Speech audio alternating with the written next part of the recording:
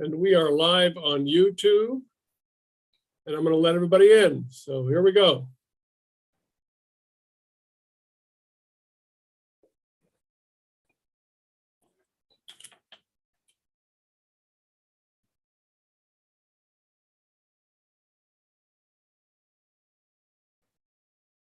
Good evening, everyone just joining us. This is the Renters Alliance Renter Town Hall. We're just getting started, letting everybody in the door. Welcome.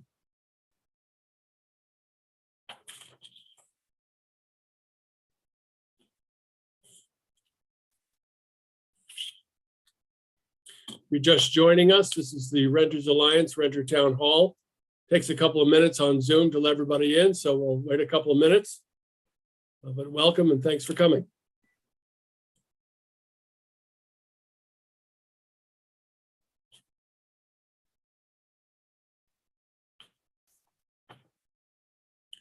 Get started in just a minute or two, folks.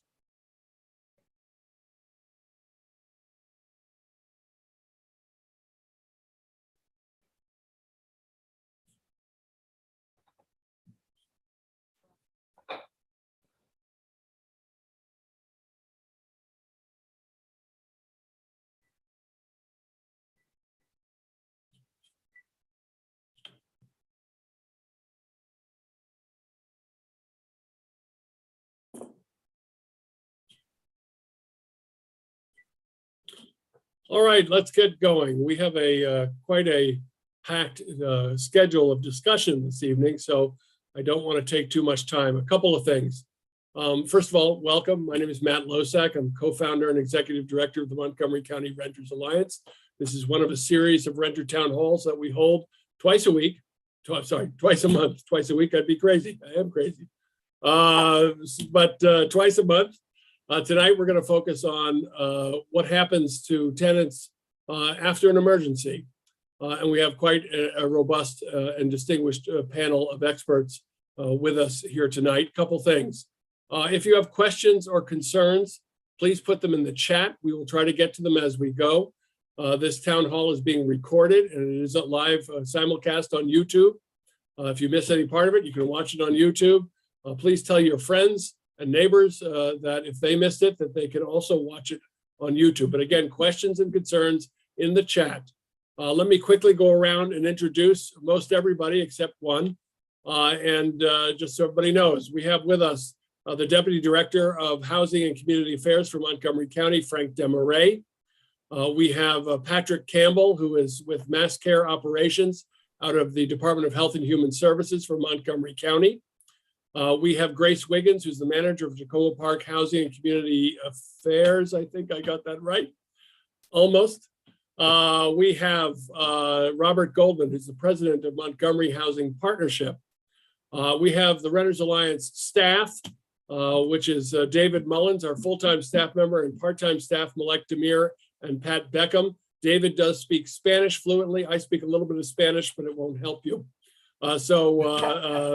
David does speak fluent Spanish and he can help when he can. And I am honored to have with me two of our board members, Brandy Brooks and William Roberts. And William, if you'd open us up with your remarks. Welcome. Certainly. Well, thanks, Matt, and thanks everyone for joining us this evening. As Matt said, I'm William Roberts, the chair of the board of the Renters Alliance. For those of you who don't know, and hoping that a lot of you do, the Renters Alliance is our area's first and only dedicated organization focused on tenant outreach, advocacy, and education. And we do that through sort of many streams of work, which you'll hear about tonight. We are right now really actively engaged in conversation and work with our statewide partners in a coalition that we helped to start many years ago called Renters United Maryland, which is I would say a national coalition, a statewide coalition of groups, needs to be a national coalition, Matt, but a statewide coalition of groups who come together to work on tenant advocacy and renter policy across the state and advocate before the General Assembly. And there are a number of important bills and initiatives that we're working on and that are working their way through the legislative process right now. In our 90-day legislative session, we've sort of just passed the crossover date, which is the date by which bills that are going to survive through both houses have to pass through one. And so a couple of our initiatives are still moving down the track. And for those of you who are on our email list, certainly you've been getting some regular updates about our legislative advocacy and what you can do there. We urge folks, as the General Assembly is doing their work and speeding toward the finish line, that you be in touch with your legislators. We are privileged in Montgomery County to have a lot of our legislative delegation really focused, not just through the pandemic, but in general on tenants' rights issues. And so, but we encourage you to be in touch with them, certainly, and to be in touch with others around the state as this work continues. Listen, the other thing I'll say, because I'll be brief, I know we have a lot to do here, is that as we've been working with the tenants that have reached out to us individually for help, but also with our, sort of renter community across the county throughout the years, but especially throughout these pandemic years, we certainly know how tough it's been on folks, and that's why we've continued to do the advocacy that we've done at the council level for renter protections, but also this work that we're going to talk about tonight and that we often talk about during our town halls, the partnership that we are engaged in with the county, with folks at the Department of Housing and Community Services and others across the county who are, working to get rent relief dollars out the door and working with renter communities. And so I know we're privileged to have the president of our county council with us, who I'll introduce in a few moments. But just want to say, as the county has been focusing this month especially on thanking our county employees and our frontline workers who have really been at the forefront of this pandemic during these hard times, we want to certainly reiterate our support for our renter community, but also our thanks for folks who have been, trying to work through and stand in the gap, not just at the county level, but, at our, I can't say words today, our municipal level, Grace and other folks who, have been trying to, again, stand in the gap, because we're talking about, not just numbers and policy, but people's lives and keeping communities whole and stable. And so, we are grateful and gratified to be engaged in this tough work, but it is indeed tough. But happy to see everyone here for tonight's discussion, and we look forward to continued partnership and collaboration. And tonight, as you'll see with the partners we've assembled, is a good example of how we sort of manifest that partnership and collaboration. So before I introduce our county council president, I want to turn it over to my board colleague, Brandy Brooks, for some additional remarks. So hey, Brandy, I'll turn it to you. Great. Thank you so much, Will. And thank you to all of you for being here tonight. And I particularly want to offer thanks to our special guests, our panelists who are going to be speaking here, including Council President Abernos. Some of you are repeat folks. You've been here on a lot of these town halls with us. Others of you, this might be your first time and you're coming to share information with some of our renters and other advocates in the community. And for all of you, I just want to emphasize how important it is that you are here. I'm very proud as a board member of Renters Alliance to have been part of an organization that, as we look at how to manage this pandemic that we are all still working to emerge from, has created this kind of consistent space where we can gather together in the community of folks who rent, folks who support renters, and make sure that we are getting information and resources and connections and opportunities for problem solving and opportunities for folks to make sure that their voices are heard around the challenges that they are facing. Because renters are facing a lot of challenges right now in our communities. And we know that some of these existed long before the pandemic, but have been exacerbated over the last 2 years. And some of them are very particular to how we are trying to make sure that we can continue to live with our families, with our neighbors safely, and in homes that we can afford. And one of the things that we know right now is that being able to afford rental housing in Montgomery County, it's been a challenge for a long time. And again, the pandemic has made this so much more acute. We know that between 10 and 15,000 households right now in Montgomery County are in rent arrears, and that most of them are low-income renters, immigrants, and people of color. Some of our folks who always consistently are facing challenges around housing security in our county. We know that the courts are reopened and evictions are being processed. So a lot of folks are facing that tremendous strain of not knowing whether or not they're going to be able to stay in their homes, of having to go to court and try and defend and navigate that system. And there's also just so many different emotional and mental impacts of that. Feelings of distress, of shame, of fear, of anxiety that people are working to navigate when they are facing disaster, or when they are facing displacement, or when they are facing eviction. And that's why it is so critical to have this space when you are going through those kind of things around your home, which is your center, it's your base for doing everything else. And you are feeling in that kind of distress. The feeling of being alone can be incredibly overwhelming. And we want to make sure that folks know that the Renters Alliance and our partners who are here and who work with us and who come and present at these calls are here to partner with you to make sure that you can successfully navigate those challenges around housing and make sure that all of us can stay safely and affordably housed with our families and our loved ones. We want to make sure that this is a space in these twice a month spaces where you can come, where you can get accurate, up-to-date information, where you can know who to contact if you have a question or a problem, and where you can understand that this isn't just something that you're facing, but that it's something that you are facing in solidarity with a number of people who are here to ensure that we get one another the right resources. Because we know that housing insecurity doesn't just harm a single family, that it hurts all of us in our communities by making it harder for us to go to work, go to school, do all of the things that we do to contribute to our communities. So once again, I want to thank my colleagues at the Renters Alliance, and I want to thank our special guests for helping us to continue to create this space. And while I'm going to have to jump off shortly to go to another event, I just wanted to be able to say, share my appreciation, and again, encourage each of you to use this space to share it with others in the community who you know need access to information and resources. And let's make sure that through these conversations, we are helping to hold and to care for one another as we continue to navigate the challenges in our community. Thanks so much. Thanks so much, Brandy. Much appreciated and good to see you, my friend. So now I'm going to turn it over first to our first guest, who is Council President Gabriel Abernos, who serves us as an at-large council member and also serves as the chair of the council's Health and Human Services Committee.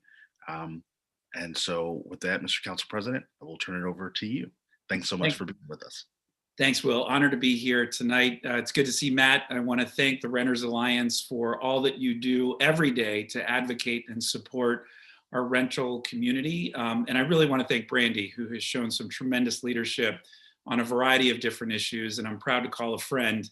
And I know she's been such a tremendous advocate for our renter community, but all communities. So Brandy, it's good seeing you.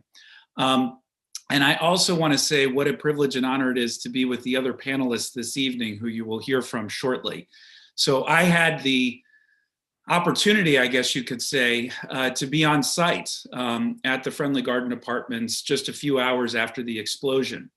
And you could still smell the soot, and you could still sense the dampness of the water that had, put out a fire that what could be seen for miles and miles and miles, to the point where one of the local news helicopters, who was hundreds of feet off the ground, could feel the heat from the flames because they were so intense. And it's only by the grace of God that nobody died. It truly is a miracle.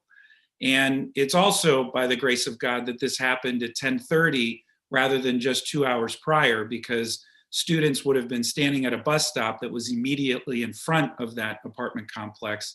And it's an apartment complex I know well, because across the street is the Caulfield Community Center that has served as a shelter throughout the pandemic, and often serves as an emergency shelter in the event of other incidences. And this is not the first one that had impacted that community in the last 10 years. It was one of a series. And it just brought to bear so much emotion. And I will never forget, and Brandy heard me share this story in real time because we had a discussion at Leisure World that same night. So it was very raw, but I, that afternoon, was trying my best to console a mom who was receiving really great service and care from the Department of Health and Human Services. But in Spanish, she's explaining to me she didn't know what she was going to tell her daughter because her daughter had not yet come from school, had no idea that this had happened, and her mom was going to have to explain to her that they had lost everything, literally everything, and wasn't sure where they were going to go, where they were going to sleep that night. And I was just so blown away by the tremendous dedication of the Red Cross, the Department of Health and Human Services, and a lot of community members and nonprofit stakeholders and organizations that came to support people in their greatest hour of need. And it just showed the best of Montgomery County in one of the saddest situations we've had in recent memory. So, and as you will hear soon, the county is uniquely positioned to provide tremendous support for the victims of incidences like this, but we got to make sure they don't happen in the first place. And while I know the investigation is still underway, and it appears that one of the building service workers accidentally cut one of the lines that was the gas line, apparently that gas line was almost indistinguishable because it was the same color as the other lines that were there. And because this particular facility was built long before some of the current requirements and policies that have yet been established by this and previous councils, we have to see how best we can think through every scenario and situation, but also make sure that the building service workers are put in the best position to succeed, and that our Department of Housing and Community Affairs has the resources that it needs to be able to proactively and not just be complaint driven, go out and meet with these property owners. And unfortunately, we know that there are some that are out there that seem to have chronic issues. And while there have been a number of efforts through a number of different angles, we have not yet been able to address the chronic issues that have existed in certain facilities. And I do give our current county executive a lot of credit because he has made this very much a priority of his administration. And in his budget that was recently released just last week, there were some pretty significant investments and enhancements, both within the Department of Housing and Community Affairs, a significant enhancement to the Housing Initiative Fund, and some other key investments that I think are going to put the county in a better position moving forward to address the shortage of housing supply, but also improve the customer service and care of our current facilities and provide even more assistance for our renters moving forward. The other thing that in the statistics that Brandy was mentioning, it's our aging population that often also is significantly disproportionately impacted, and not just by COVID, but by the myriad of issues that come with being on a fixed income or having family that for whatever reason is not in a position to be able to support and help in the way that they need help. So there's a lot we need to work on. I share the just news that this council is focused on this like a lightning bolt, and all of my colleagues from various angles and perspectives have been working to address these issues, whether it's providing stronger renter protection, whether it's ensuring that we have a fair and equitable background check process to not disproportionately impact people returning into society who've paid their dues and just need a shot. There are steps that this council has taken, and we did receive some terrible news that has gotten a little bit better But about a month ago, we learned that the governor had shortchanged the rental assistance in Montgomery County by almost $20 million. Now, we have since learned he has placed $8 million back, but we are still over $10 million short what we thought we were going to receive from the state. And that is very real because we know that the rental assistance that has been provided to date through the Department of Health and Human Services, and they've quantified this, has prevented more than 7,800 evictions. And we know that, you know, there continue to be a number of challenges. So the last two thoughts that I'll leave you with, because I really want you to hear from this panel who will provide very specific information on services and programs that are available to you in the event of a crisis, but that we aren't just trying to tackle this issue directly from the rental policy side or the housing side. We're also trying to address through workforce development. Councilmember Jawando and I introduced, and also providing more cash in people's pockets. We introduced legislation to begin a pilot program to initiate what's called a universal basic income pilot, which will give families $800 a month should they qualify. And this continues the type of support that the federal government has been providing for residents at an unprecedented level since the beginning of the pandemic. We need to continue to take those steps to put more resources in people's pockets. And we also need to address the other myriad of issues that disproportionately impact our renters as well. Those quality of life issues and the very real problems right now of the rise in crime, particularly in urban areas such as Silver Spring, which we are trying to address from a number of different angles as well. I just want to let you all know and end with this thought. We have your back. As Brandy said so eloquently and beautifully, this has been an extraordinarily difficult time. We know you have felt isolated and that it has been difficult to the point where it's impacting people's mental health in a very real and raw way. The council is also committed to addressing those issues too. And if you are struggling in any way, please don't hesitate to reach out and get support because we all need help right now, me included. So thank you all for inviting me this evening. It's an honor to be with all of you, and it's especially an honor to be with the Renters Alliance, an organization I have deep respect for and who makes a tremendous impact in our community in every way imaginable. So with that, Will, I'll turn it over to you. Thanks. Well, thanks so much, Council President Abernos.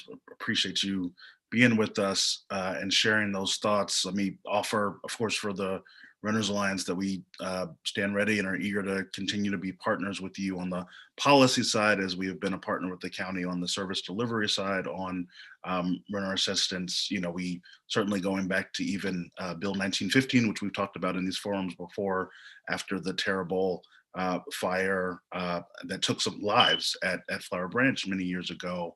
You know, we worked in partnership with many folks at many levels across the county to see that strong renter protection bill put into place that had some other, you know, code enforcement and other things in it. And so I appreciate, and I'm sure I hope lots of people appreciate hearing that the council is taking a holistic approach and view about how we sort of look top to bottom, you know, at what kind of solutions there might be, you know, including looking at, you know, qualifications for folks who are doing work there, qualifications potentially, and, you know, some training for property owners. In addition, as you talked about, you know, some sort of troubled properties that have continued to have some issues. So we stand ready to be a partner with you and to, you know, be at the table for dialogue about that. And then certainly, you know, on the service delivery side, I will say we are happy, as Matt put in the chat, to see that Governor Hogan has seen a little bit of the light and put some more of that money back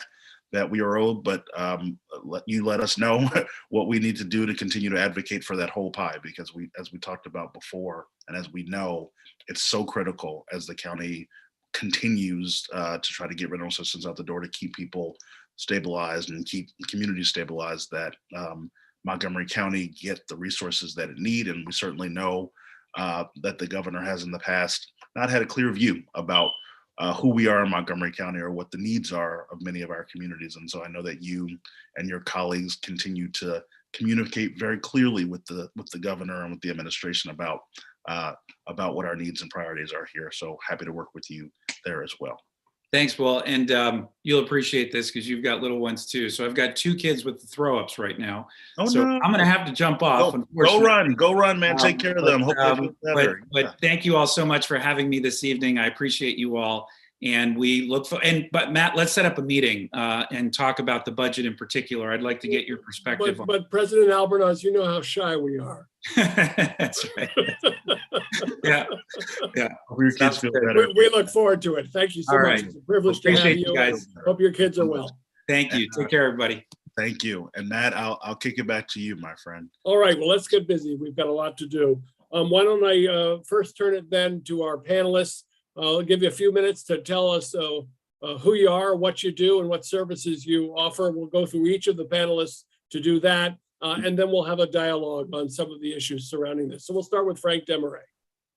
Yeah, good evening. Thank you, Matt. So I am with the county's Department of Housing and Community Affairs. I'm the deputy director there, and the department is responsible for the housing code enforcement. So when it comes to the topic tonight, we're involved in determining when and if a property is not habitable. So condemnation is part of the process, limited number. Mostly we're inspecting units. We do have a regular schedule. We don't wait for complaints to inspect properties. We have a regime of inspecting all multifamily properties on a regular schedule, but we do respond to complaints. We also have the Office of Landlord and Tenant Affairs. The county has fairly specific and very robust rules and requirements around landlord-tenant relationships, lease relationships, enforcement requirements, and we support landlords and tenants in working together. We support the county's efforts, especially during our COVID period here, of connecting all of our residents, particularly our tenants, to additional services and support to help through address the economic and the critical maintenance of housing that was so stressful and remains stressful. So I'm here to support all these conversations. So thank you very much, Matt. Great, Frank Dhca. And Patrick Campbell, tell us about what you do. Sure. So Patrick Campbell, I'm the Senior Planning Manager for Mass Care. In the event of a mass displacement in the county, I serve in the role of what's called a Mass Care Chief. So anytime there's a fire, flood, any type of disaster that displaces people, my role is to harness HHS to apply, whether it be a shelter or other HHS services to alleviate the situation. In a bigger event, often that's shelter, but then also I'll end up leading the family and individual recovery event as well. So typically on a displacement, my team might be involved 3 to 6 months, sometimes longer. And very specifically, my position actually was created as a lessons learned from the Arliss Street explosion. So I specifically coordinate emergency response for HHS. That position was previously like a second position for somebody. I am the lead for HHS in those types of situations. Grace Wiggins. Great. Thank you so much, Matt, and thank you to the Renters Alliance for having this very important discussion. My name is Grace Wiggins. I'm the housing manager for the city of Tacoma Park. We are a separate municipality that kind of sits right next to Prince George's County, the District of Columbia, and the unincorporated area known as Silver Spring. And we provide an array of services to our residents. And most recently, we've been working through a number of fires in our community, including a mass fire, a fire with mass implications for 9 families. We're calling them to the Tacoma Park 9 that were displaced as a result of a fire that occurred in January.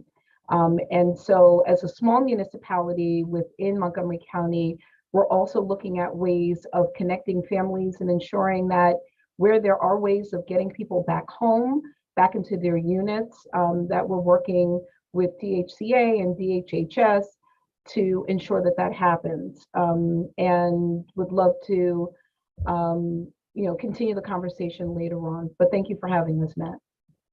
Well, thank you, Grace. And Robert Goldman. Good evening, everybody, and thank you to the Renters Alliance for putting this on and inviting me. I'm president of Montgomery Housing Partnership. We're a nonprofit that's been around for a little over 30 years. Our mission is to develop affordable housing in Montgomery County. We essentially take older apartment buildings, fix them up, and maintain them as affordable, or get land and build from the ground up.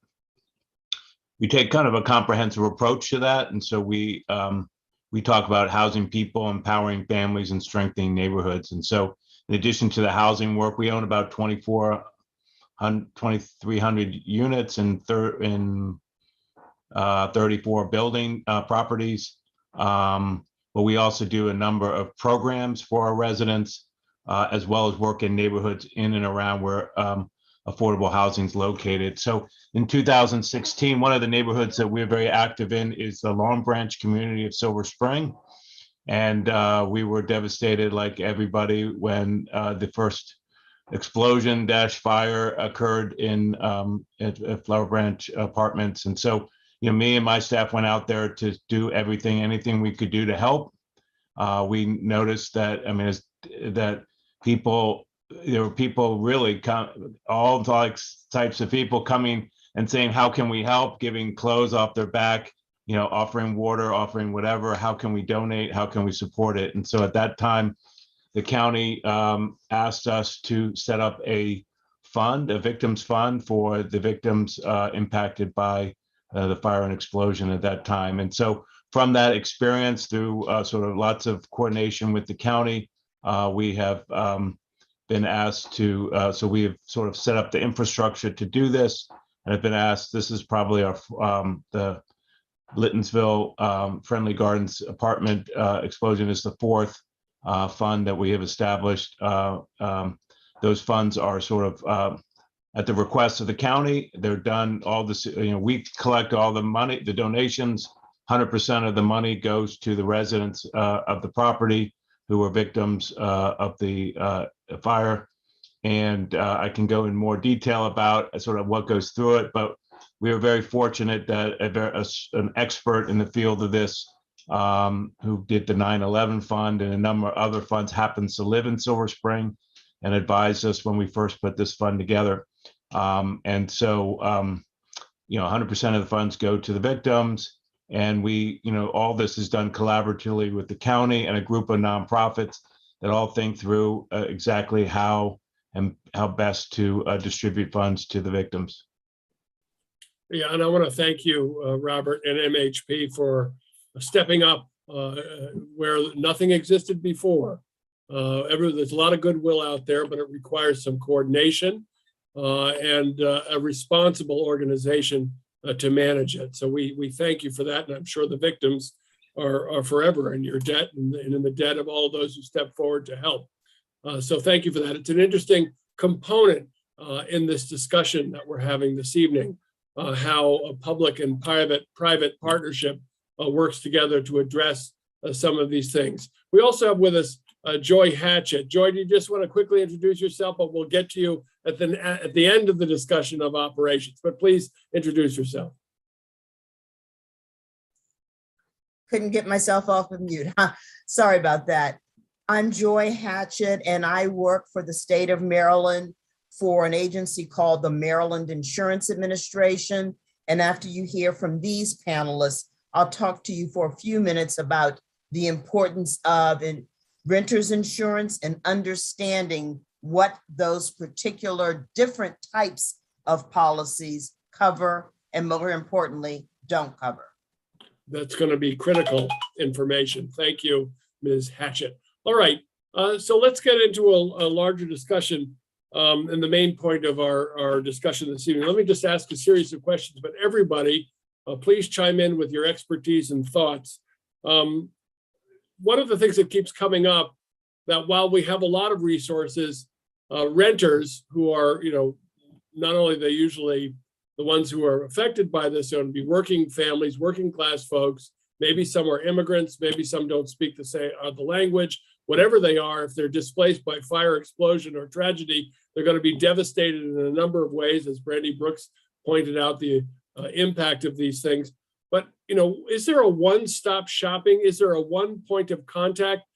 Patrick, maybe you could start us off, but after we know the police and fire come and the Red Cross come and they put out the fire and they put blankets on people and they get them into a bus and they get them into an emergency shelter, what do the tenants need? Who do they contact? What is there a one contact? How does that work? So typically, so my team gets notified by either the Office of Emergency Management and Fire when a large enough incident happens. So we'll put in what we call our field team. We'll deploy to the site of the incident.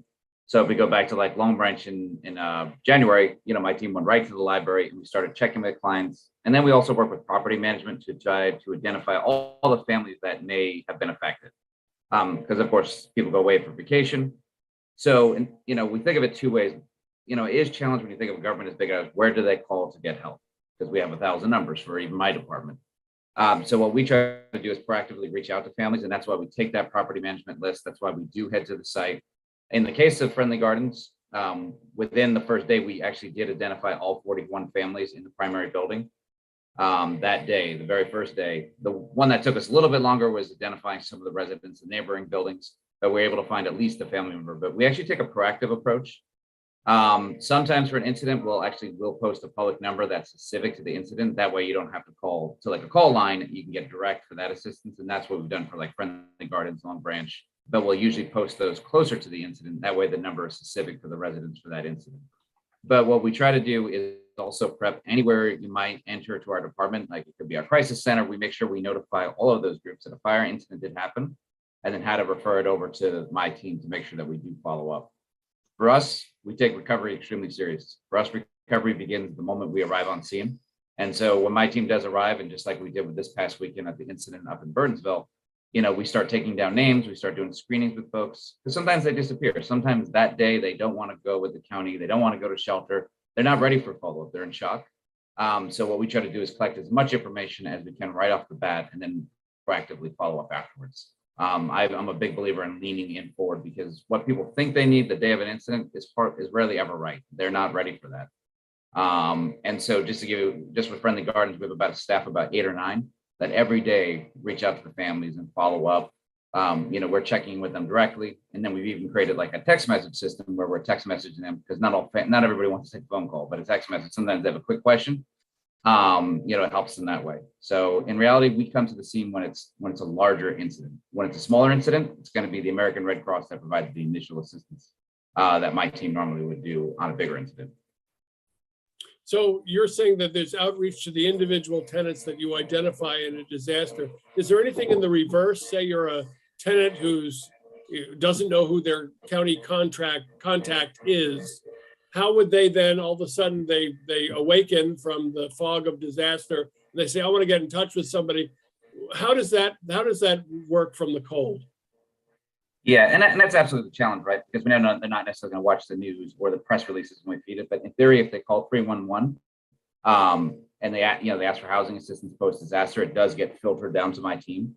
I'm not going to say it's the fastest way, but in generally anybody just coming from that cold situation, they're not going to know where to call nor remember. But 311 does get it to us eventually. Another great avenue is actually calling HHS's Crisis Center. They are staffed 24/7. So they're another great place. And I always call them every incident so they know, hey, this happened. Anybody calls from this incident needs to come over to my team. That's our standard practice. Even if I haven't called to them and somebody calls about an incident, they know that my team handles those. And so often the crisis center is the fastest way to me if you don't know where to call. Grace? Yeah, thank you, Patrick. That was really great. I do want to highlight some things that somewhat specific to the city of Tacoma Park, but I think it may apply across the board for people who are listening. For, I don't know, the past 3 months, we've had a series of fires here in the city of Tacoma Park. Some have been isolated to individual units, but one in particular that I referenced earlier involved the unit impacted as well as the 9 units below the fire, the unit where the fire originated. And it wasn't until days later that we realized that after the water from the fire department fighting the fire in the main unit, resolved the issue in the 1 unit, that the units below that unit were impacted by water damage, which was subsequently impacted the tenants. And it resulted in these units being condemned. The one thing I will say is, number one, it's going to be really difficult. Tenants should know who to contact, have a number for an emergency contact at the management company that's going, or at the manager or owner's contact. That's going to be really important. And Patrick mentioned American Red Cross, and I just want to dispel the myth of what used to happen with the Red Cross and what's happening now. Patrick, please, if I've missed anything, let me know. At one point, when someone was displaced because of a fire, the Red Cross would come in and they would do a 3-day stay at a hotel. They don't do that now. What they will do is they will make a connection with the residents that they're able to connect with and at the time, and they will give them a gift card that they can use for anything, including purchasing new clothes, taking care of your own lodging, getting to a hotel, doing what you need to do immediately. And so for some fires, and we saw the tragedy at Friendly Gardens, but for the folks in Tacoma Park, when these things have happened, it's not immediate. They didn't realize that they would be impacted for several months now, but more importantly, they were consistently calling the Red Cross because they thought the Red Cross was the right number to get the next step of help. And so we just want people to know that when you do connect with the Red Cross, they are a first point of contact. They're not the only point of contact. And the fire in Tacoma Park occurred the day after the fire at Flower Branch. So that was a Saturday fire. Ours was a Sunday fire. And for everyone out there, we understand as a panel and as a group how traumatic it is, and you're not going to be able to think clearly on the day of. So I think the recommendations made by Patrick are going to be important. Call 311, call the management, and start, compiling to the extent that you can your next steps, because to some extent your next steps aren't going to be immediate. That fire at Flower Branch occurred on a Saturday. We had a Sunday fire. And so it took a day or so to kind of catch up.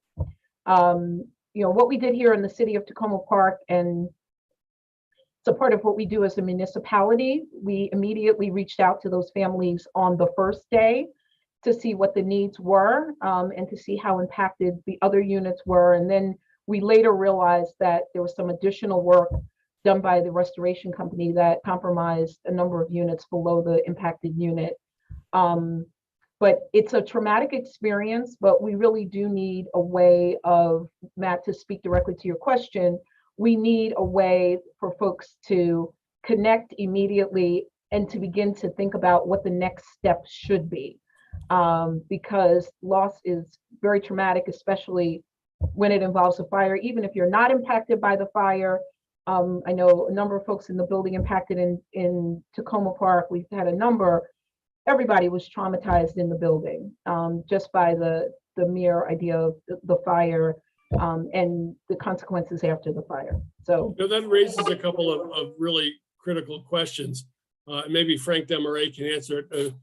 2 questions. One is, are there any licensure requirements for property managers to be available on a 24-hour basis, especially in an emergency? And something that came up in our last Retro Town Hall when we were describing that there are 4 housing departments. We've got Gaithersburg, which is an individual municipality, Rockville, which is an individual municipality, Tacoma Park, which Grace Wiggins represents, an individual municipality, and then this umbrella group, the Montgomery County Department of Housing and Community Affairs. In a disaster, which department is responsible in this situation? Is it the county overall, or do they have to go to the individual municipalities? That's 2 questions, Frank, sorry. So thank you, Matt. Starting with the first question. Landlords have information that has to be available on how to contact them in terms of having a 24/7 response requirement. No, that's not a regulated activity, but they have to have a contact process. Many of them do, but it's not at the level that you spoke to.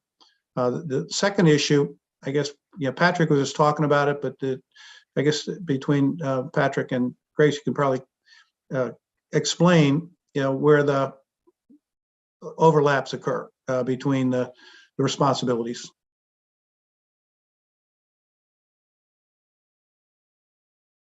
Patrick, you want to, if there's a disaster in Gaithersburg, is that your operation or how does that work?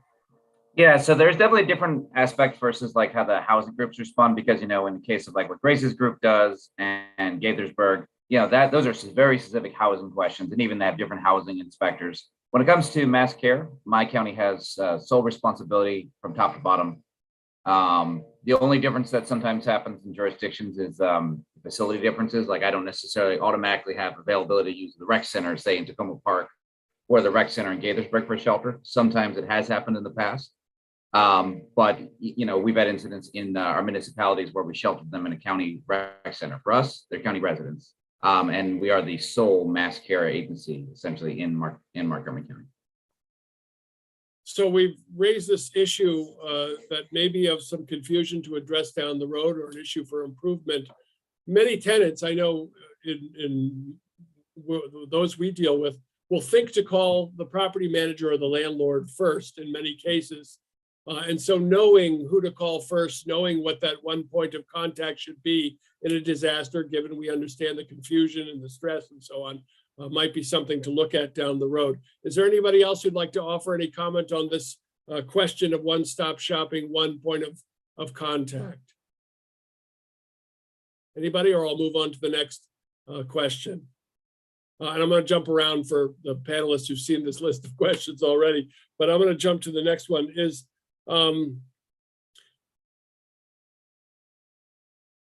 how are tenants rehoused after an emergency? We understand the immediate thing, that getting somebody, you know, if it's snowing outside, getting somebody into a warm area, you know, the emergency shelter part, the ambulances, the fire trucks, we got that.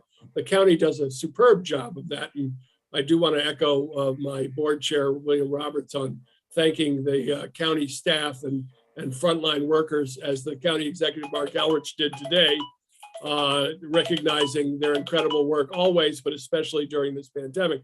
But afterwards, how are decisions made on rehousing people? Where are they rehoused? Where do we put them? And for how long do we put them there? How does that process work? Anybody?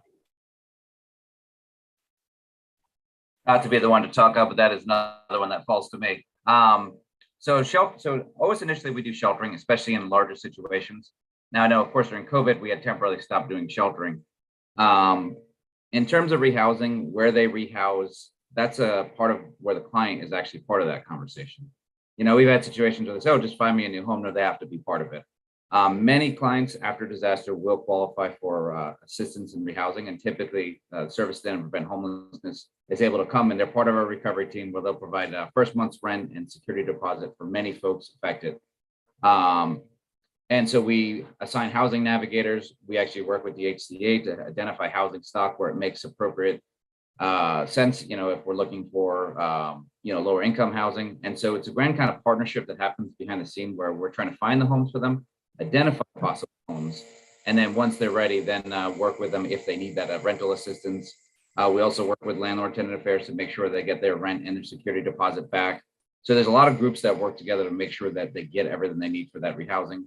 Then my team will then work on referrals. Most common referrals, of course, things like a wider circle, get them furniture, get them clothes, get them those emergency needs. We work on those.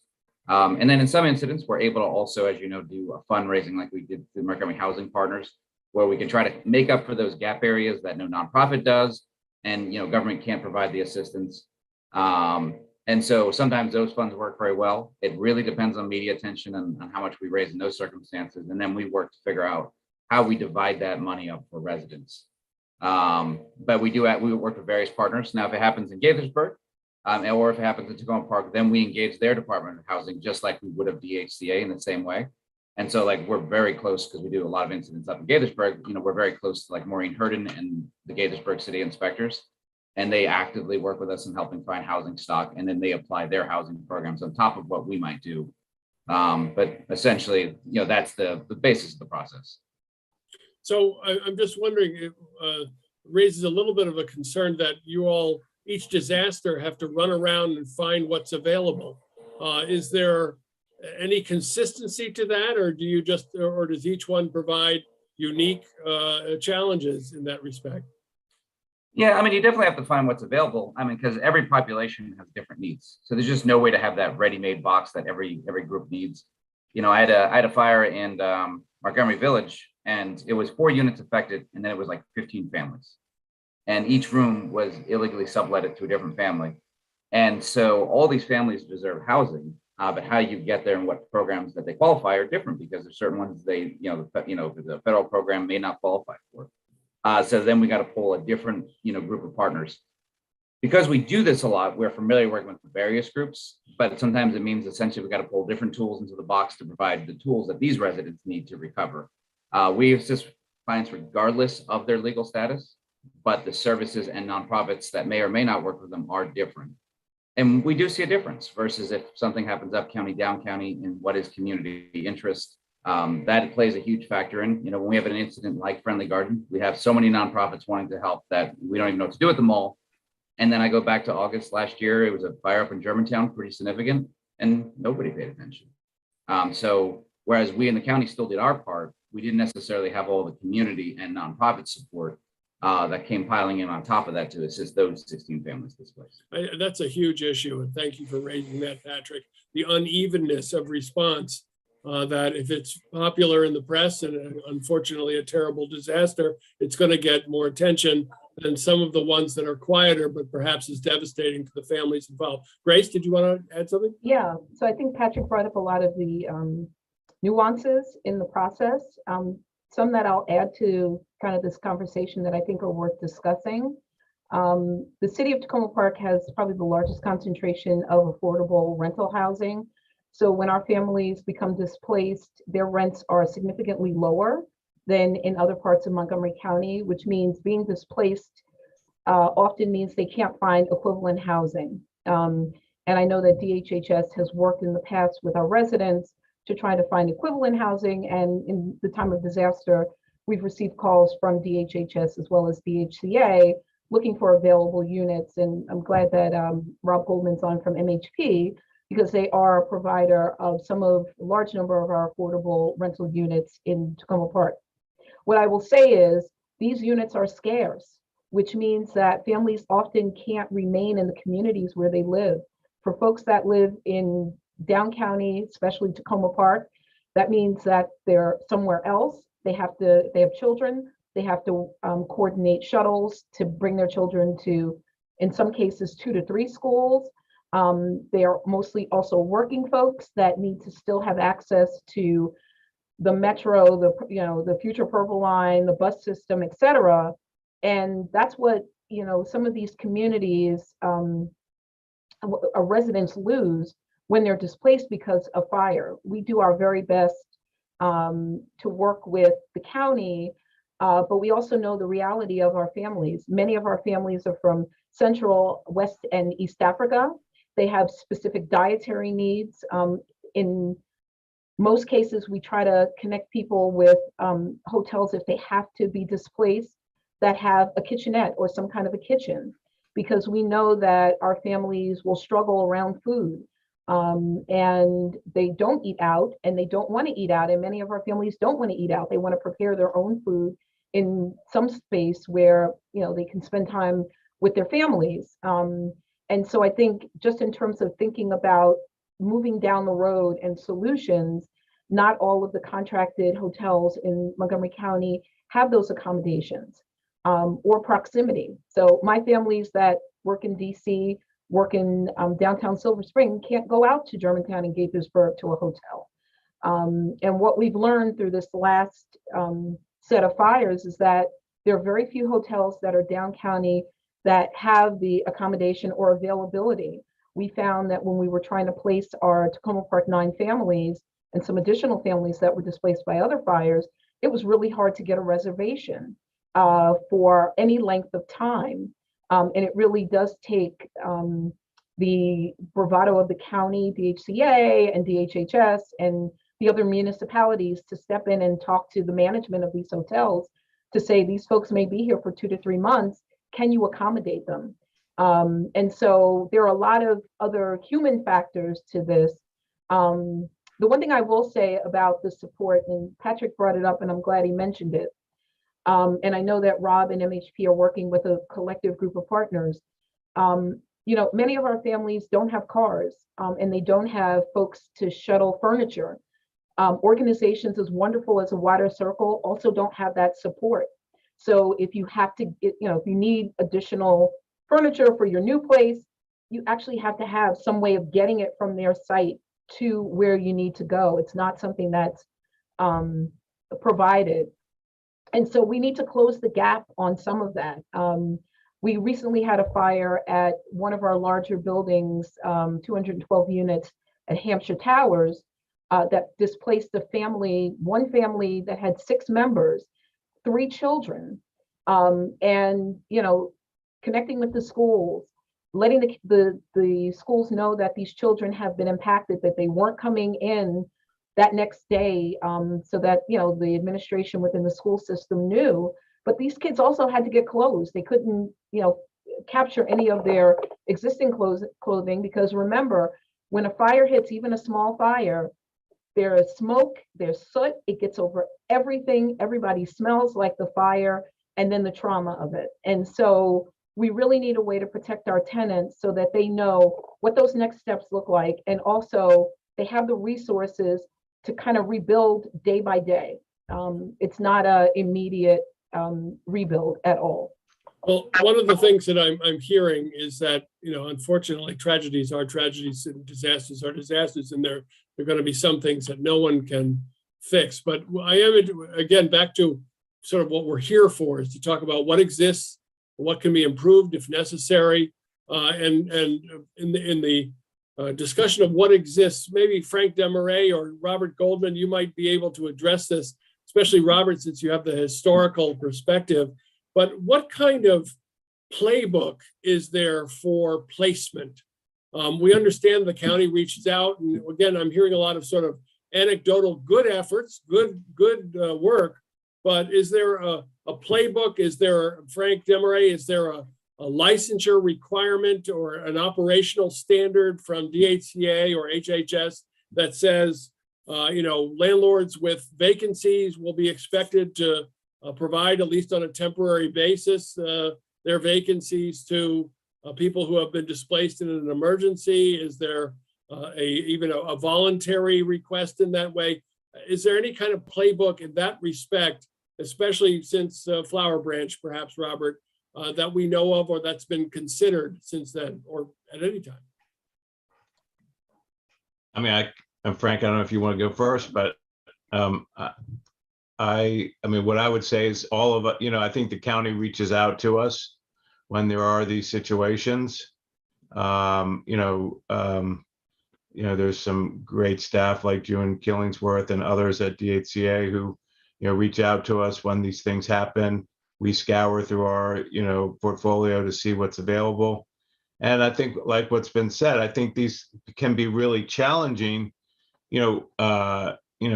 The Friendly Gardens is very affordable. I mean, it's, people are paying well below what their income, they're paying less than 30% of their income to rent. And that's just in some parts of the county unheard of. And so to go somewhere else, right off the bat, they're not a lot of places that fortunately Paddington Square is right next door, and HSC has sort of offered units that they have, but I don't know whether there's a mismatch in terms of need and units. But then the issue is, okay, now if you're going into one of our units, we don't have anything right by Littonsville, right? So we can offer something that's affordable, but now the kids aren't going to the same school, and all those things. And questions, is the bus going to take them or the van going to pick them up after the sort of short-term emergency? Is this short-term or is this long-term? So, there's a lot of sort of factors and considerations that need to go taken into account as you, and it maybe speaks to the just need for more affordable housing throughout the county, so that when there are situations, there are places for people to go, so they may stay in their same community and not be displaced. But these are terrible challenges. We're looking forward to those being built. Frank? Just to stay with your question, is there a playbook? And so what Patrick's talked about and Grace, et cetera, when we have a mass event, a significant event, yeah, we have a very specific team of individuals.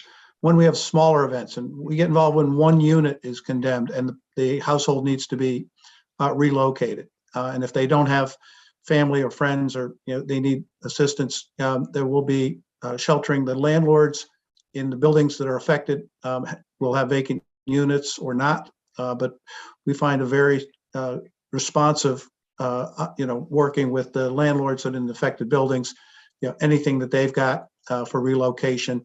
But the DHCA, the housing locators at the Department of Health and Human Services have contacts, MHP, others, the high profile events. We needed 41 units for, units that were more than 30 days vacant. So the critical next step is, again, as was described, getting to know the needs of the individual households, finding, helping them assist. The county's support is support. It was mentioned that this is, in working with the tenant household, their capacity, their interests, but there is not a guarantee that they will be rehoused at the, by the county. They will be rehoused at a level that was equivalent to where they were at. The fundamentals that we're just talking about here is there aren't a lot of units vacant, and there aren't a lot of affordable units vacant. So large events get to be very difficult, but there was an outpouring of interest and offers from a variety of properties. We do have a network and generally can identify, and then it's whether or not that is affordable and sustainable for the household. So it is case by case. There's no waiting, held in reserve units across the county. And it is a matter of phone calls and event-based activity. So Patrick, in this usually, I know from my crisis communications background, we always had a crisis communication plan. So I imagine the mass care operation has a mass care response operational plan, written plan somehow or other. Is that fair? Yes, and it's actually in the middle of being updated after, because basically, for us, we've been dealing with the busiest time we've ever dealt with. So in many ways, we've had to make our current infrastructure much more robust for responding and how we do it. So we are looking to actually enhance it right now because it is, we've really been, since I've been in the county, this has been the busiest 6 months ever. We've been actually in nonstop recovery operations since August, with only 2 days that we didn't have anybody being housed by my team. The first year I was in the county, 2017, we had one big incident. That's it. Yeah, well, indeed, that's what prompted this discussion was such a concentration of these disasters. But so there's actually a written playbook that you're talking about. And I wonder if it has some of the nitty gritty of some of the things that we're talking about with, or will you consider, the one-stop shopping issue, the one, how to communicate, the one place. Is there, for example, on DHCA or HHS, I know DHCA has, like, on its website, these panels that says landlord tenant or says, moderately priced dwelling units or whatever their sections. Does HHS or DHCA have a disaster page? Like a disaster webpage? Yeah, like, if you've experienced a disaster or displacement, go to here and here's your list of, what we're going to do. Here's what we can't do. Here's who to contact. Here are your resources. We do not. We don't have a single.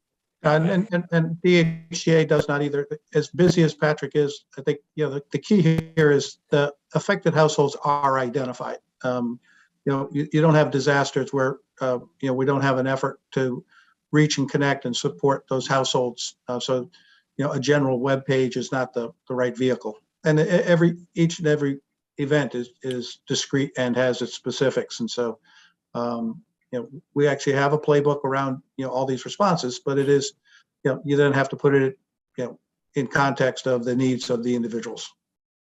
Yeah, I wonder. Something Yeah, to talk and about. it is a tough thing to write a playbook on because so many different factors come into what is available. Sometimes it is size and scope. So to give you an example, one of the primary disaster loan organizations, federal government's Small Business Administration. But you have to have a significant threshold met before you can do that. So when the Twin Brook flood happened, there was enough damage to enough of the units affected that the Small Business Administration disaster loans became available for residents. But for Friendly Gardens, when we evaluated against their same matrix, we were short and it won't be available. Mhm. But it does sometimes depend on the size of the incident, what does and doesn't become available, both from state, federal, and local. Yeah, I wouldn't think that a website with information would have all the specifics of what every situation could need or doesn't need. But sometimes, just the general framework for people to reach out and have some idea of what to do might be helpful. Something to think about is, especially if there's an opportunity to develop this playbook in the apps after you get through this mountain of disasters that you're dealing with now. I wonder if it wouldn't be valuable in some way to have that. Frank Demery, another question, since you've now positioned yourself as the man giving the bad news, one of the other things is what are the limits of resources available in the county?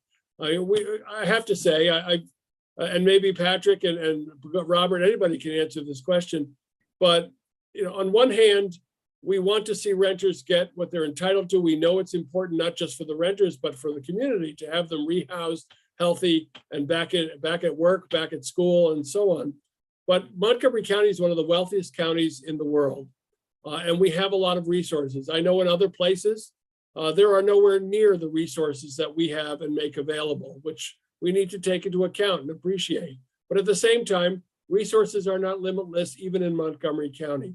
So Frank, if you could start, but anybody could weigh in, what are the limits of the resources? What are renters not entitled to by right, but maybe they get because we have it? What are the limits of rehousing? Are you rehoused for a month? Does the county commit to that? 6 months? How long does that go on for? So I don't think of this as bad news at all, Matt. This is the support. The county's very strong in ensuring that we have people that are housed.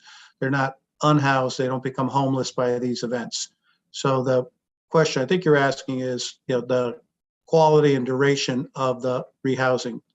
In an event where someone's dislocated, there's a process of, the unit has been lost. The landlord has collected rent from them. There's a process for landlord responsibility for getting them the money back if that's involved. There's a process of getting them with the support of the support to end and prevent homelessness, to maintain not becoming homeless or unhoused. Then beyond the first day or 2 or 3 days, there's the process of where and what's the best housing option given the situation. If the unit is going to be repaired, sometimes these are events that are temporary, very temporary. And so there's a process of the landlord responsibility and the working with the county and helping to connect people to their other resources to have them transition until the unit is repaired.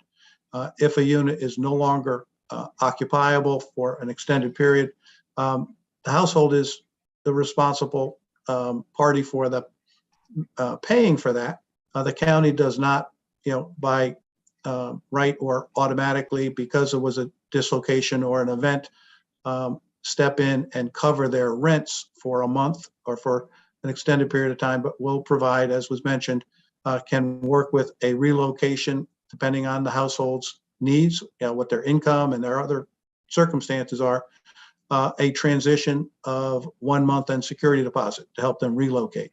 But long-term support is then a function of whether or not they're eligible for other programs. So, that most cases, people are relocating from individual condemnations, if that's necessary, on a fairly short order. You've got events where it takes longer or the property is being repaired, and there's a process of, assisting longer-term relocation. But it is not a matter of is there enough resources available. It's really eligibility and need at an individual level, and then bringing that to, make sure everybody gets access to and support from those programs.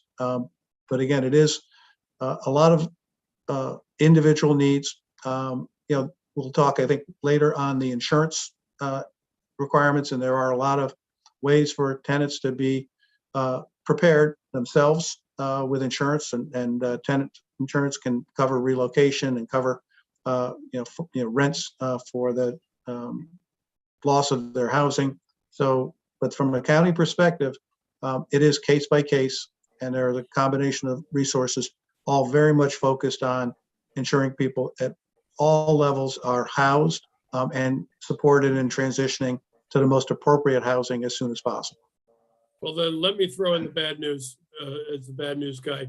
I recognize, I think all of us recognize that this county does a tremendous amount in terms of supporting people after a disaster. As I say, we're extremely fortunate to be in a county that has the resources that we do.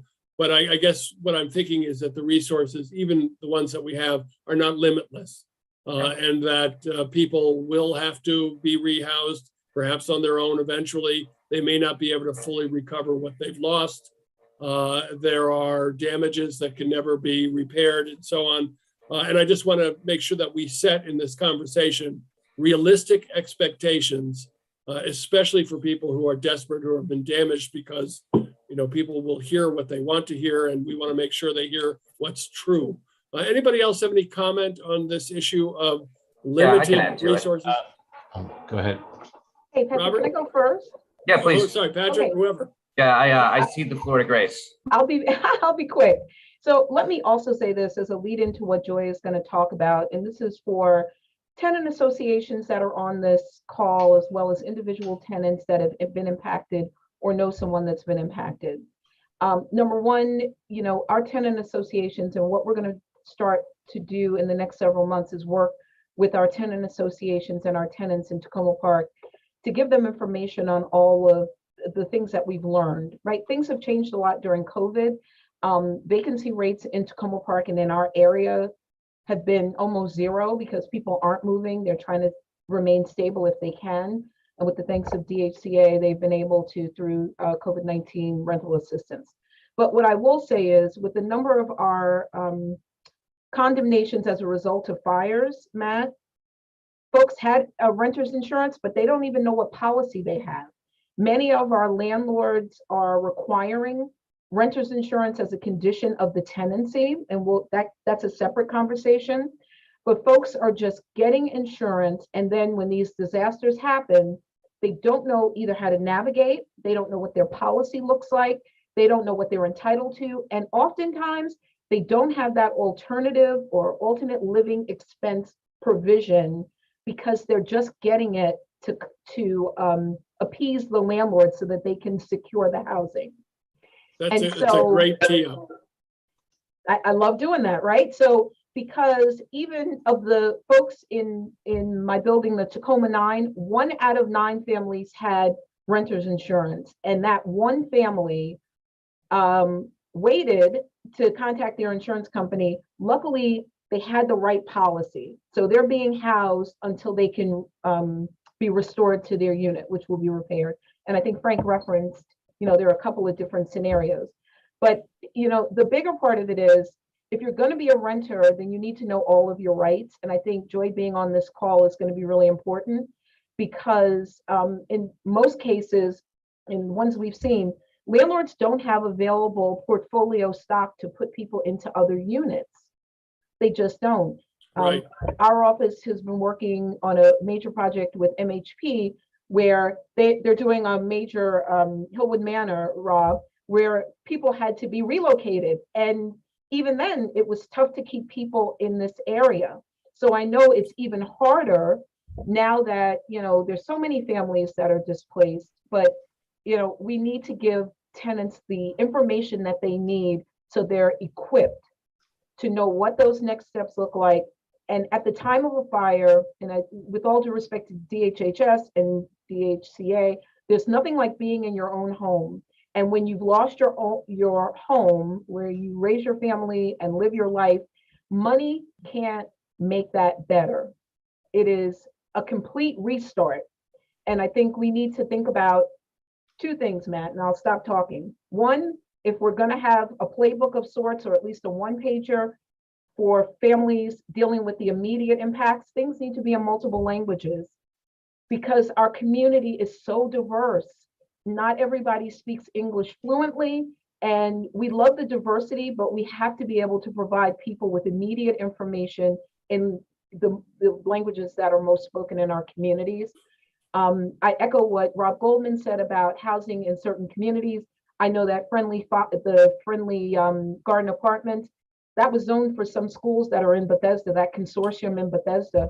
I don't know where those families ended up or what it took. I know that my Tacoma 9 families, they're not very close to Tacoma Park. They're close, but not very close.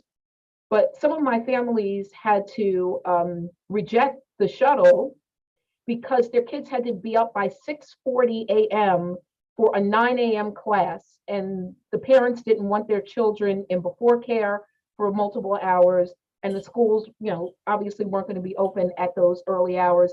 And kids may be sitting on buses for hours hitting multiple stops. Right. So I want to bring Great. the humanity into this because I think people have to realize it's not just about money. Great. Sorry to interrupt. We're please. running out of time, and we have we do want to give Joy Hatchett a time to talk. Patrick, did you have a 10 seconds or less comment? Well, I'll be very direct about how long do we shelter people after, whether it be in hotel or not. It really depends. Nobody's a fit one size all. We do apply in HHS an equity model. So we're going to put the resources in those who have the greatest need. So, real short example, if somebody does have renter's insurance, we're going to pursue them to utilize that as a capability that they have because they're fortunate they have it. And we do have a goal of trying to rehouse most families within 30 days of an incident. It doesn't always happen, and there are circumstances where it doesn't. So, for example, with this current incident, somebody's able to find a unit in a perfect position for them, and it means they're going to stay a little bit longer in hotel. But because their circumstances, it makes sense. Well, Long-term stays to everybody, because it means then we do run out of money. And like you said, there isn't an infinite amount of resources. And I want to make sure I'm putting as many resources as I can in the families that have the greatest need. you answered my segue question for Joy Hatchett, which is, do families who have renter's insurance get treated differently than those who do not? And I guess you're saying yes. Well, it's like anything. You have to look at it. It is a resource. And to ask, just like if you were to apply for FEMA assistance on a large disaster, they're going to look at your income levels, right? And they're going to say, oh, we can't provide you this. You're not going to qualify for this. Yeah, we do look at what your capabilities are, and your capabilities are part of that recovery because there are large amounts of people who have no means to recover. So, for us as the county, we're going to have to put a lot of resources in them. And if I were to divide it out equally, there wouldn't be enough resources for the most needy people to recover from the incident. So let me just say, Let me just say this, and I promise I won't talk again. And I know Patrick will have something to say, and we can put this in the chat. What I've seen across the board is that when people are running from fires, they leave their purses, they leave their wallets.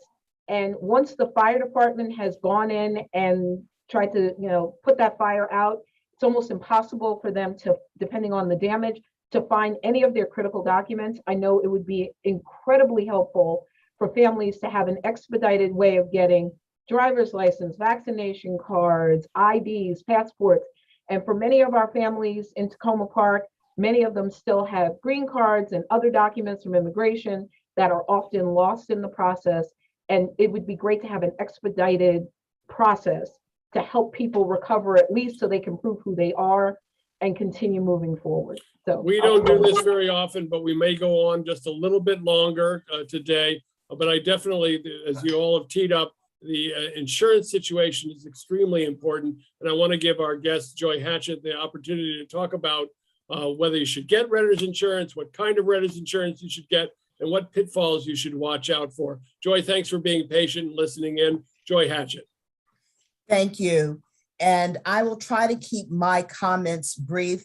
And if anyone wants to contact me afterwards, what I'll do is I'll put contact information for my agency in the chat.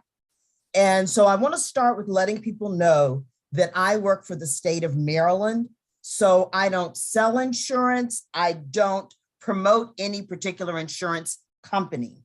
What I do is try to help people understand their rights under their insurance policies.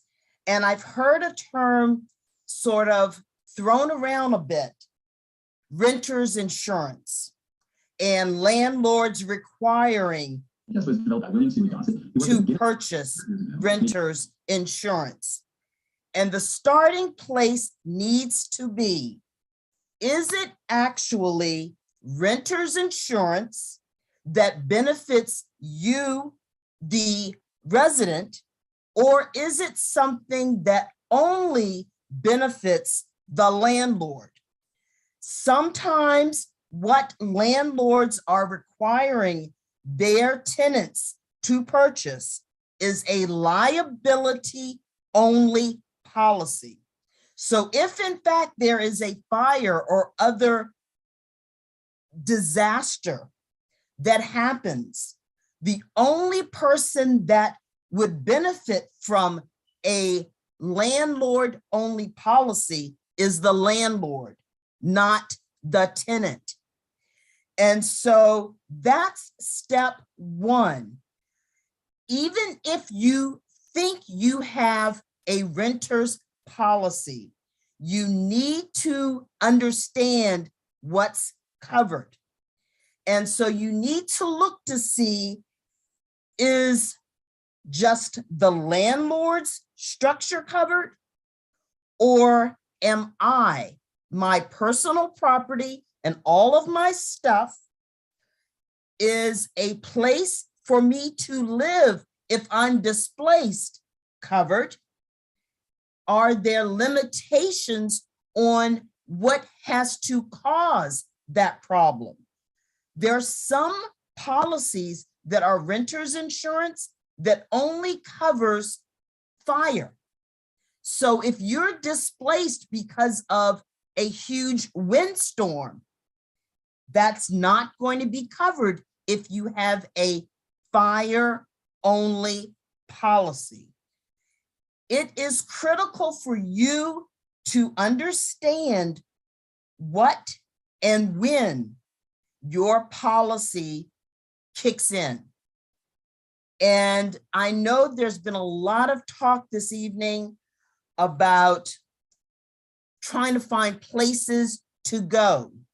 But if you have the correct renter's insurance policy, it's not a problem because your insurance company is going to pay for a place for you to go. So that's why what I encourage everyone to do is to think about purchasing a renter's insurance policy. And trust me, I know that these economic times are difficult right now, but you can find renter's insurance relatively cheaply. On our website, we have a rate comparison guide that will help you shop and locate renter's insurance. If you happen to drive and you get your renter's insurance with the same company that sells your auto insurance, you'll get a discount and that'll make it cheaper. If you don't have auto insurance, but you have a life insurance policy, some life insurance companies also sell renter's insurance. So there are options that are out there, and I am happy to work with folks. And we give lots of presentations all the time to groups to try to educate them. So I guess if you don't take anything else away from my presentation, be informed. Before you go ahead and sign a document that only benefits the landlord, maybe do a little research, just a little, and get a policy that benefits you. And Matt, I know you're way behind, so I'll cut it off there. No, we're going to go a little bit longer this time. We and say, we try to end on time, but this is an extremely important discussion. So fair warning, folks, we will go a little bit longer as need be. We also haven't gotten to some of the questions in the chat, but I do have some questions for you, Joy Hatchett of the Maryland Insurance Administration. I put the link in the chat. And Joy, if there's more specific information you want to, please put it in the chat for us. But it's come up a couple of times where the Renters Alliance is in a strange position. We support the idea that you should have renters insurance. It's a good idea. But we also are concerned about this trend where we're seeing landlords require that renters have renters insurance and name the landlord as a co-beneficiary. And we find that with the fishy and beneficiary sort of comes with that. It seems fishy to us. So can you get into what the issues are around that? So to the extent that the landlord says you have to have renter's insurance, and then they want to be named on the policy, while it makes sense that they may want to be named on the policy for the liability portion, if there's something that happens to the building, that logically makes sense. But when it comes to them being named on the policy for your personal property, your laptop, your cell phone, your items, there is no place for them because they can't get paid. That's your personal property. That does not belong to them. So I would say if a landlord starts requiring that, that would be somewhat problematic and people should get in. Now, here's where it gets a little tricky. We at the Insurance Administration, we regulate insurance companies. We don't regulate landlords. So we can say, well, this is an insurance company can and can't do this. But when it comes to what the landlord says, that's beyond our lane. But we are happy to look at any documents and sort of say, now we can't give legal opinions, but we can say, well, traditionally, by you listing the landlord as a payee for your personal property, they aren't entitled to be listed that way. Is there a way to distinguish that on the policy? Because most of them are asking for, say, a limit of $100,000 in liability, and they're asking to be a co-beneficiary of that liability protection, but it will be on the same policy that also includes loss of property. How would anybody present a policy or sign a policy that distinguishes that? Now, that's a good question as to how that should be listed. And I would have to go back and talk to some of my folks. Like, I don't know whether it should be listed on the policy as co-insured for liability only, and even more and also even more restrictive than that. But I would think that the language should be restrictive to make sure that there's no link to your particular personal property. Because you had mentioned when we discussed this before, that some tenants may unwittingly be signing policies that are benefiting the landlord and thinking that their personal belongings are covered, and only to find out, which would be a horrible thing to find out after a disaster, that they're not covered. And that would be quite something. And then there are also these things that aren't even insurance policies. They're called property damage liability waivers. I'm going to say that again. Property damage liability waivers. Those are not insurance. Those are only to protect the landlord. And we don't even have jurisdiction over those things. Any questions for Joy Hatchett from the panel or anybody in the attending who has a question for her, please put it in the chat. Dave Mullins, are you with us? I know you've got 2 kids. Oh no, here. Yeah, it's just been a long monitoring. Here. I don't know how far back you want me to go on some of the. Well, let's some of the go issues. backwards and start with Joy Hatchett, who's on deck right now. Is there anything for Joy that needs to be asked or concerns raised? Strictly on insurance. I mean, we had a couple like broader policy questions about regulations that would require property managers to have insurance, but no, I don't think anything specific to a tenant insurance question like you were asking. So anybody else on the panel, anything for Joy Hatchett? Yeah, Joy, when are you going to give our next presentation? And I mean that seriously. I think it's one of the areas that our tenants feel that there is an unequal balance of power.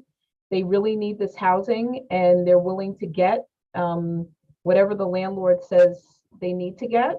And often they're not clear because they're so excited about the possibility. So please let us know. This, Matt, should not be this should be a multi-part series so that tenants get more information. And I think Joy, it's absolutely wonderful. I will say one thing, because I heard this from one of our property managers.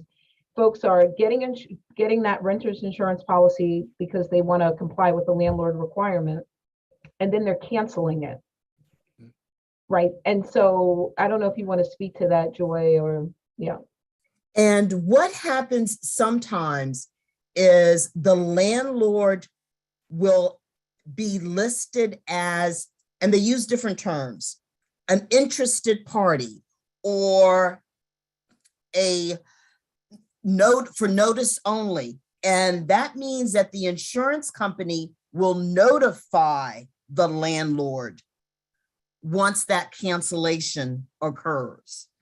And that's something that as the reason that the landlord will be listed is sometimes, and this is also, once again, where you've got to be very careful. What are they listing the landlord for? What's that purpose? So I want to pick up on something that Grace just said that I forgot to say, and she's reminded me. This conversation, as with another conversation we have about county resources, county enforcement, code enforcement, and the rest, we talked about what exists, what could be improved. That was a first blush conversation, and we're going to come back to it and continue that dialogue. And likewise, this conversation could not possibly cover all of the ins and outs of disaster recovery, insurance, available resources, and the new information that Patrick Campbell and his team are working on in developing a more modern playbook for Montgomery County. So this is the first blush discussion, and it's been a good one, but certainly not the last discussion. And now I think, given that we know we have a tremendous resource in Joy Hatchett, maybe a discussion by itself on insurance, bringing in some of the major providers. They're going to want to talk, and then to have Joy Hatchett to help a referee, might be a good idea. David? Oh, yeah, I was going to say, I'm holding back a couple of my own questions because, as I mentioned to you, there was a liability fee that started being charged here. When there was a requirement for people to get insurance when they signed a lease, but then there was a fee that showed up, and so yeah, I appreciate that and would love to have a broader discussion about that. And then, just so you know, earlier in the chat there were just some questions about other rent relief, and I did want to throw out there, since Matt, you brought up the municipalities, that there were a few people looking for alternative sources of rent relief, and that the various municipalities sometimes do have their own funds, meaning Gaithersburg, Rockville, and Tacoma Park. So just a reminder to reach out if you live in one of those areas. That was from a while ago. And that scenario is reach out to your municipality first. Let me repeat it again. We can't repeat it enough. Gaithersburg, Rockville, Tacoma Park are independent municipalities within Montgomery County. They have independent housing departments. And if you need rent relief, you go to them first. They will cycle you through Montgomery County's high COVID rent relief program as it is available, or we expect it to be available again. And then whatever they can do, they'll take care of. Whatever they can't do will come back to the municipalities. So just that's a reminder. And I just make one little plug here. I mean, Sure. while we have everybody, one disaster we haven't talked about is COVID, right? So many people are still reeling from the impacts of COVID, and the state has lots of ARPA money, federal money that has been unspent. They have a big surplus. County, we need to advocate for more rental assistance for residents impacted by COVID. You could not be more right, Robert. We knew there was a good reason we brought you on tonight. That was one of them. We also have on the Renters Alliance Board of Directors, we have two state delegates, Janelle Wilkins and Vaughn Stewart. And Vaughn Stewart said recently that the state has enough surplus to pay every renter's arrears down. So we could take care of that if they decided to do it. There are options out there, and we'll leave some of that to the politicians, but we'll be behind them. David Mullins, what else do we have out there in general for all of our panelists? We did have a question for contact info for Joy. I don't know if that got pasted in there. I found it on the website. I hope that's okay if I paste that on the Maryland website, but that was another one. And then there was actually a question about a reasonable insurance, like an amount being requested, like for coverage, and then amount being paid to. That was from before. So with respect to the amount for your policy, I put in the chat box a link to our guide that goes through the rates of all of the different insurance companies. It gives you some samples because the rates are going to depend on how much coverage you purchase and where your particular living space is. But that document will at least give you a starting point to get an idea. And then there's also really quick, short videos. So if you don't have a long attention span, those videos can help. Right, that would be me. I gave up my Van Gogh a long time ago and it only cost me $50. It seemed real. Okay. Any other questions, David, for our panelists overall from our attendees? Yeah, we're getting in now, just general, when does the next phase of COVID-19 rental assistance open? And then a long time ago, there were general questions about the property manager role, going back to the disaster, but people that might wonder if there should be more larger outside contracting going on versus, what an on-site person is being required to do, who's a more general, handyman. That was from earlier too. I don't know if you want to get into that or if it's well, let's go back to the beginning and we'll let Frank Desmarais wind up with what's going on with Dhca and county resources at HHS. Let's go back to the issue of disaster response and maintenance. Who would that be directed to, Dave? from earlier with for that one? Yeah, the early one. That I was kind of summarizing two together, so I don't know who that was directed at, but it was about just property management's role, and I think concerns about repairs, lasting repairs versus Band-Aid type repairs being done on site. Right. So I guess the question is, are there requirements for property maintenance staff to be qualified to do the work that they do? On one hand, I know that Wayne, one of our attendees this evening, is concerned about, as many tenants are, by the way, we've heard quite a few since Friendly Gardens of tenants who are worried that they're afraid that maintenance is not good in their apartments, that there are fire hazards. They're concerned about the fire safety situation, that the alarm system is not working well, that their alert systems are not what they should be. I know in one building, Wayne had mentioned that there was a vent system that's covered in grease that has been reported but hasn't been addressed. Frank Desmarais or Patrick or anybody want to speak to the issue of renters protecting themselves from these disasters? Well, start with the issues you're just talking to. Anyone that believes that there is a current health and safety issue, very honestly, we just need to hear about it through 311. 311 will, if it's a fire alarm system or fire control system that the concern, it'll go to the fire code compliance division. If it's building code, building requirements, it'll come to Dhca. There will be a follow-up. Register a complaint, get a service request number, and then if you don't hear anything back, you can follow up with that number, but you will hear back.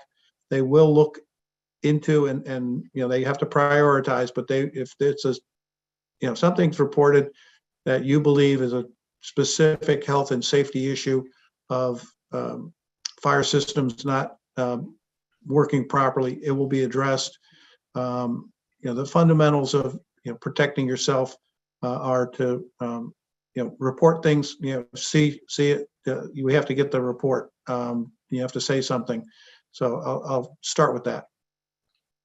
And it would be helpful if you have a picture or something to show them, to add a little bit so they know what they're talking about. Patrick? Yeah, so I'll focus on, so Frank obviously focused on the legal side. What is your landlord's responsibility and how you can deal with that? But we also can't forget how many fires are created by our human behavior. When I go to fire in Long Branch, right, it's a candle on a Rubbermaid container. We have issues in garden apartments where people are backing up barbecues next to buildings. I mean, still overwhelmingly, our fires are based off of our behaviors. And very likely, in talking to our fire department, the reason we've seen increases in fires is we have more people home. More people are home cooking, more people are home with their candles on. It's kind of a change or shift in the way we live. Most often in my life, the fires are in the evenings because that is when everybody's home. I have less daytime fires because nobody's home. And so we do have to, as much as possible, look and scrub our own behaviors, looking at how we're handling space heaters, overloading networks, candles, and still very common way of cause of both fires and deaths from fires is smoking in homes. So there is a two-part here. There is like the way our buildings are maintained and our infrastructure, but then there's a huge part of what we deal is human, the human interaction with their very own homes. So we have to evaluate and measure both those because some of them are preventable. And then there's some in which government has no ability except for trying to shift behavior. So it is a real challenge. All right, well, let's move then to wind up here and bring us to a close with some updates from the Deputy Director of the Department of Housing and Community Affairs. I see one question that I'll segue into you, Frank, that says, what is being done about the ADUs that are unlicensed, and how does that affect enforcement at Dhca?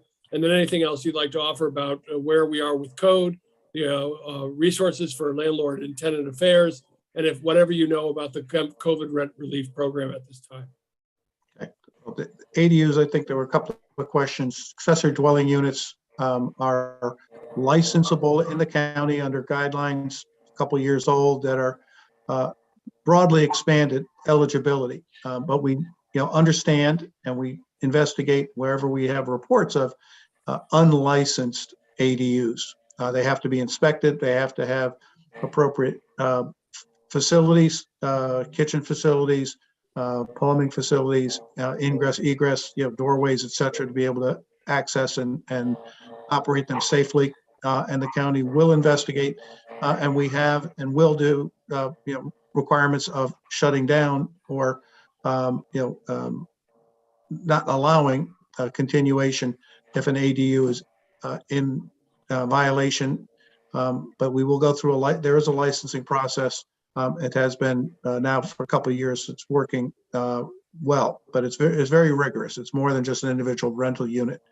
The bigger question there is for COVID rent relief. The COVID rent relief is support through federally funded programs that provide past due rent to be paid to bring rents current to the degree the program allows.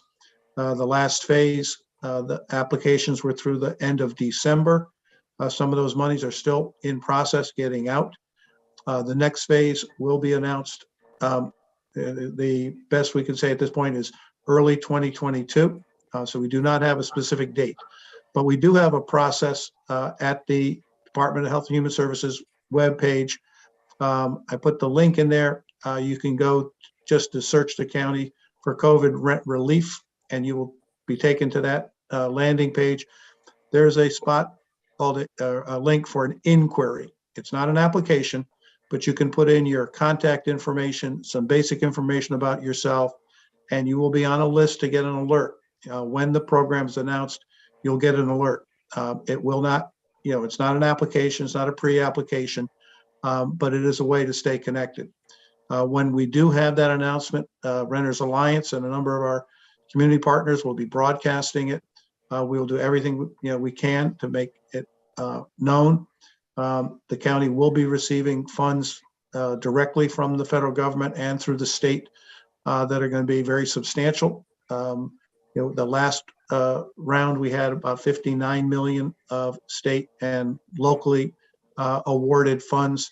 This time we'll have more than 40 million. And as was mentioned earlier, still working with the state and to see if we can get any additional funds. But the last round allowed up to 12,000 for rent arrears. And so we don't have a number. We don't have any of the specifics, but anyone that is in arrears in their rent should be preparing for application. It will require that you have had loss of income, that your income will be considered low or it's going to be consistent with the previous programs, and that you have rent arrears. It's not focused on paying your rent going forward.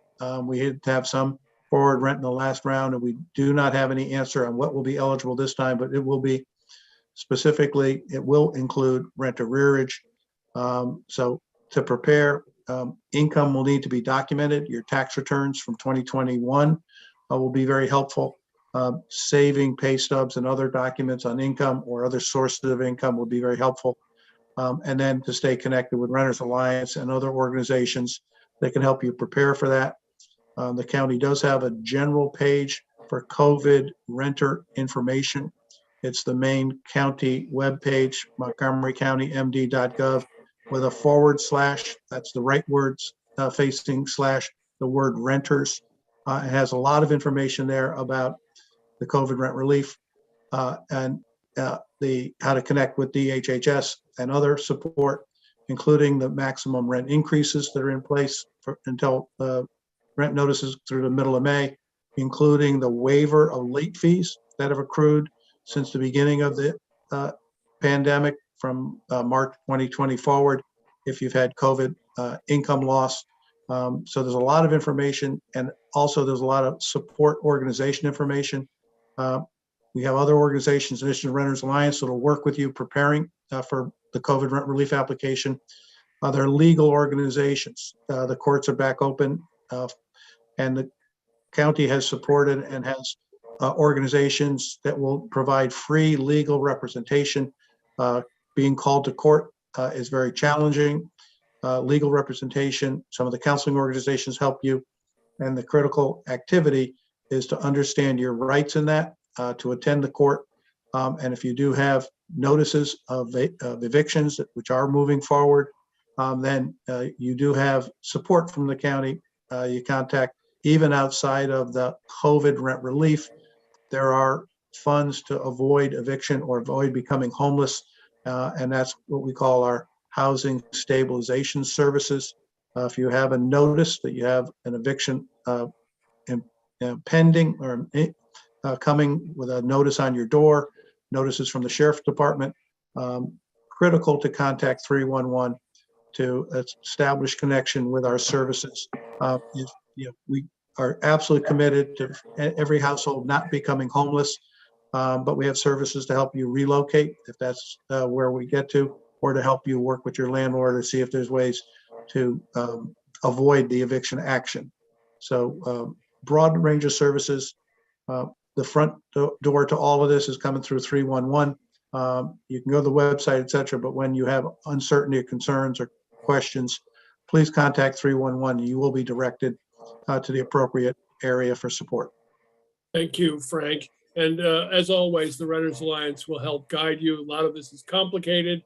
Some of it requires someone backing you up and advocating for you and getting you the resources you need and educating you too. And I want to say something about renters' understandings of what's available and what's not available and what your responsibilities are.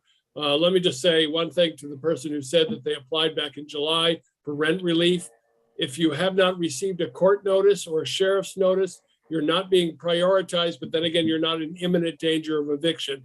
But if have applied for rent relief before December 31st, so you're in the bucket and you haven't received rent relief yet, and you've received a court summons or a judgment against you or a sheriff's notice, you must let Health and Human Services know that your situation has become more dire. And the way you do that, I put the information in the chat, email them at HSS. It doesn't make sense. It's HSS at montgomerycountymd.gov, HSS at montgomerycountymd.gov. And let them know. If they don't know your situation has gotten more dire, they won't prioritize you and you'll continue to wait. And we don't want to see you do this on the last minute. Do it immediately. One other thing about responsibilities. Hey, folks, we're all adults. When you rent an apartment, you should take a look at it. You should take a look at the lease. You should have a little idea of what kind of apartment community you're moving into. Buyer beware. If you went into a restaurant and you ordered a steak and they gave you a hot dog and charged you for the steak, you'd have a fit. And you should. And you shouldn't pay for that steak. You may not even pay for the hot dog. Housing is much more important and much more serious, obviously. So one of the questions that's come up is, you're living in a ADU and it's not licensed. Well, you should know before you move into an apartment whether it is licensed or not. That should be one thing that a renter should check out. Now, we see a lot of people, immigrants, for example, who move into apartment communities who may not be documented, and they are afraid to seek county resources because they're afraid of repercussions from the landlord or the property manager. And that's a valid concern. Frank, you can probably address this better than I can, but many of the complaints that a tenant can make are going to be confidential. No one's going to look into whether a person is documented or not. But there are situations where if you make a complaint about a code violation in an unlicensed abode, an unlicensed apartment, and the code inspector comes and finds out that it is a condemnable apartment, it does not have a way of fire egress, it's a dangerous place for anyone to live, they could condemn it. Frank, is that fair? Well, that's fair. It's critical, though, as you're saying, these are safety, health issues. If a unit should not be habitable, the tenant still has protections. We may have to condemn the unit. There'll be support available to help them relocate. We connect them with the resources we talked about earlier. There's no immediate guarantee of additional housing, but there is support in transitioning from unhealthy or unsafe housing.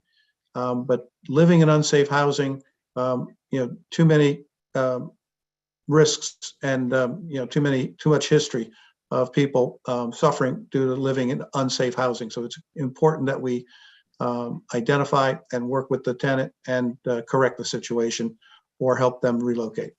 And last thing before we close, Frank, if that situation does arise, person moves in unwittingly into an unlicensed apartment, that when they make a complaint, they find that it must be condemned, are they entitled to any kind of compensation?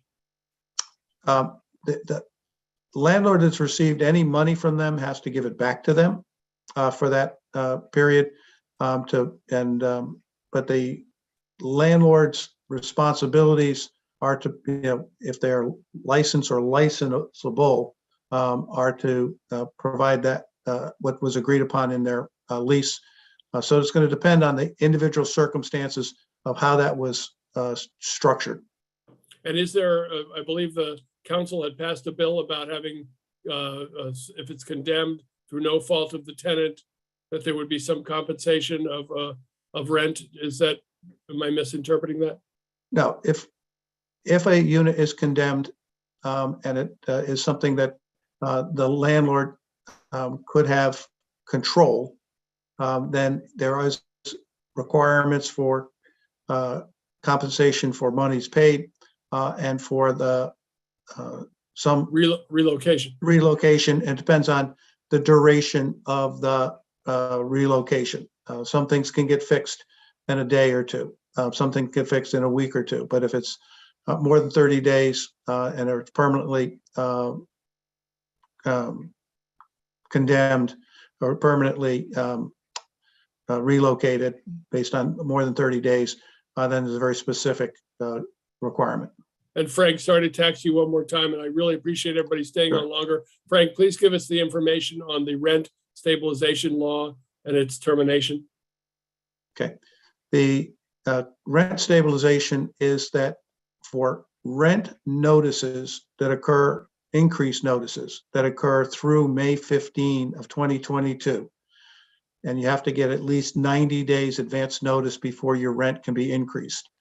But any notices that are provided to a tenant through May 15 cannot exceed the current voluntary rent guideline. It's an annual number that at the moment, since February 4th, is 0.4%. So any rent increase notices that are issued between February 4 and May 15 cannot exceed 0.4%. That takes us out for 90 days to rent increases that occur through the middle of August, August 15. After that May 15 date, there is no maximum rent increase limit. So Montgomery County jurisdiction licensed units, licensable units cannot have rent increases greater than that. It is different than the municipalities. Tacoma Park has long-term or permanent rent stabilization, but on May 16, on the Montgomery County license or licensable units, there is no cap. So the next rent increase is a negotiation between the landlord and the tenant without any restrictions from the county. Thank you very much. Let me quickly thank our panel. This was a terrific discussion. Again, my apologies for going over a little bit longer at this Renner Town Hall. I think it's the first time we've done this, and we will try not to do that next time around, but this was very important. So let me thank, first of all, Joy Hatchett from the state of Maryland, the Insurance Administration. Thank you for coming. The problem that you've just started is that we're going to have you back. So here we go. Grace Wiggins, the manager from Tacoma Park Housing. Thank you for coming. Patrick Campbell, who wears many hats and has a tremendous amount of experience in this county, is very lucky to have him heading us the mass care operations for the county. Robert Goldman from Montgomery Housing Partnership, which also does terrific work and we've been around for a long time, and we sure appreciate it. And of course, Frank Demaray, Deputy Director of the Department of Housing and Community Affairs. Thank you, Frank. And my staff, David Mullins, Malek Demir, the Vice Chair of our board, who's been listening in and always gives me the pointers of what went wrong when we're done, and Pat Breckham, also on our staff. Thank you all, and good night. This is on YouTube. If you want to watch it again, feel free. Thank you, Matt.